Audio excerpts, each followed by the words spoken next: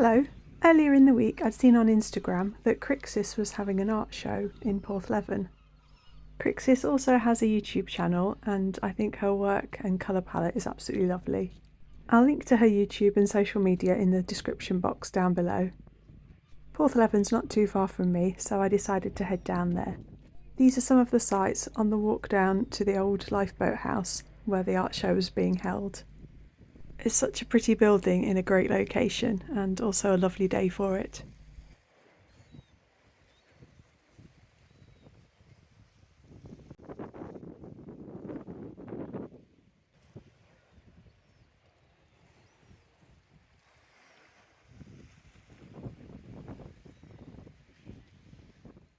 It was so lovely to meet Christiana, her nickname is Kriksis, and see her work in person.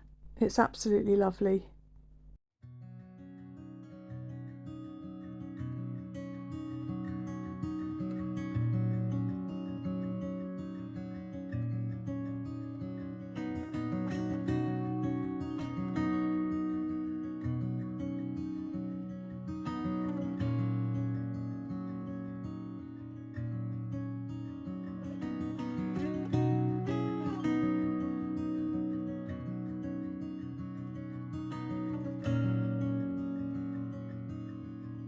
I really loved seeing her sketchbooks and travel art kit as well.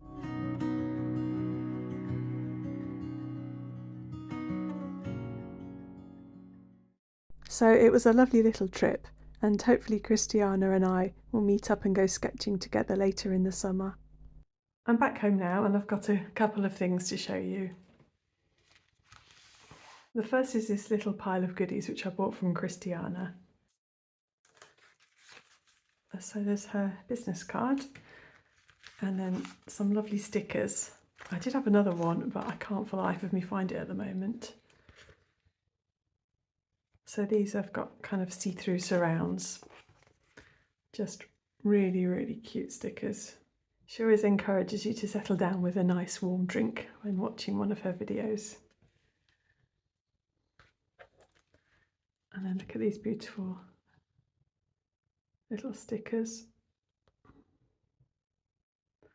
And I did have another little book one with a fox on. And I also bought a print. This one's called Cozy Place. And I just really liked it. And there's the hot drink there. And I also bought a couple of zines, which are a lovely kind of assortment of sketchbook pages and writing. This one, the Calmtober zine, kind of has some sketchbook pages and then like a finished piece. I just thought that was really cute.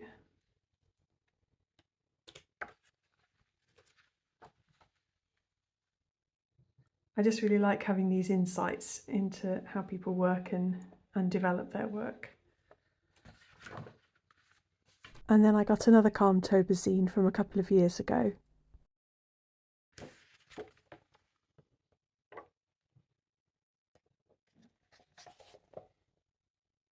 So there's a number of the bigger pictures.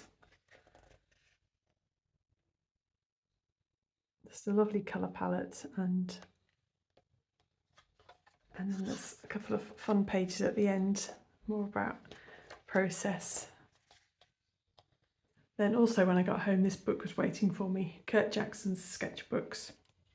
I saw this book at the St Ives School of Painting when I was there earlier this year, and I've had it on my wish list since then. I was waiting for it to crop up at a good second-hand price. I'll just give you a quick flick through of it.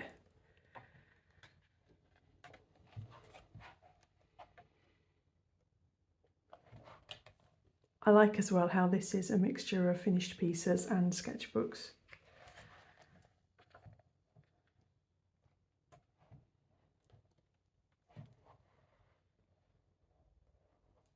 I always really love how Kurt Jackson writes on a lot of his pictures.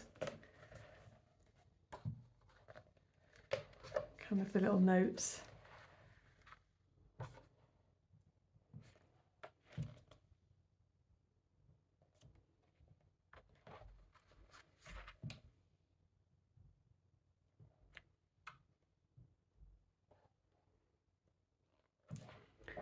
I haven't looked through it properly yet, but it seems to be in chapters based on location.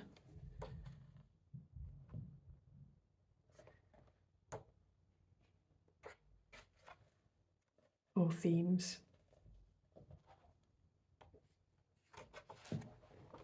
Actually, I'm really glad there's a tree chapter in here because I still struggle a bit with trees. It'd be good to see how other people would tackle them.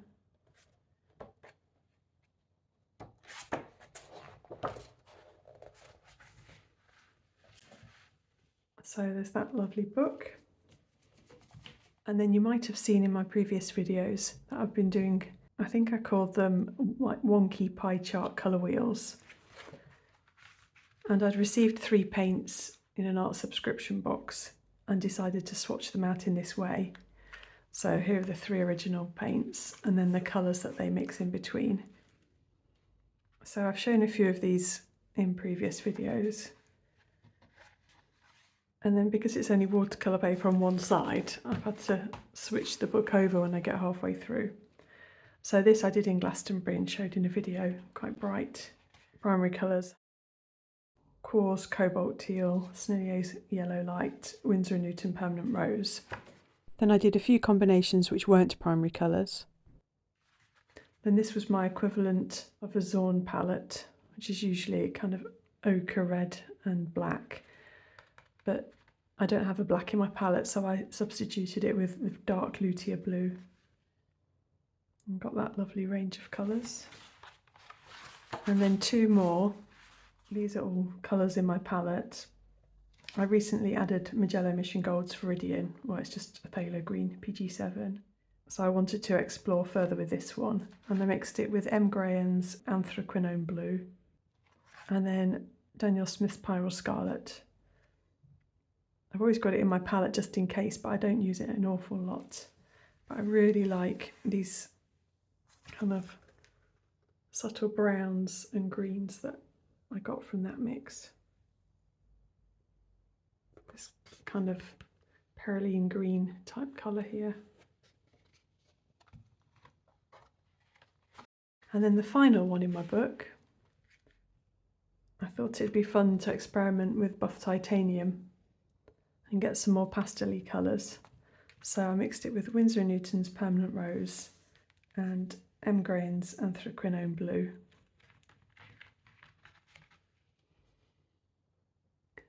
And it's these really pastel-y colours that I love that you can achieve with buff titanium.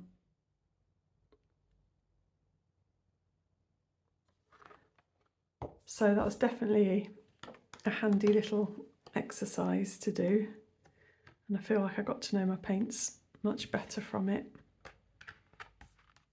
Something else I did recently too was a pencil sketch of a photo which I took of a lake in Scotland. I used Derwent Lightfast pencils for this first layer, but I wasn't really sure how I wanted to finish it off, so I left it there for the time being.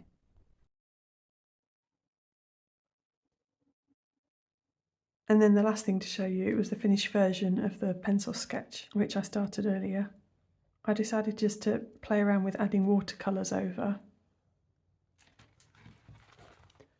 and getting a slightly more watery effect for the reflection of the trees.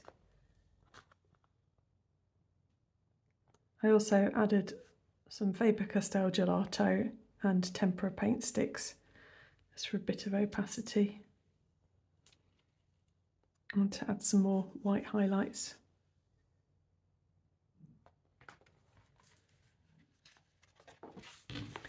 Oh, and then I also just chucked some paint down for another background. So if you didn't see my other videos on it, I've done quite a few paintings lately where I've put the watercolour background in first. So these all had backgrounds in. So a very assorted video today. I hope you enjoyed it. Bye!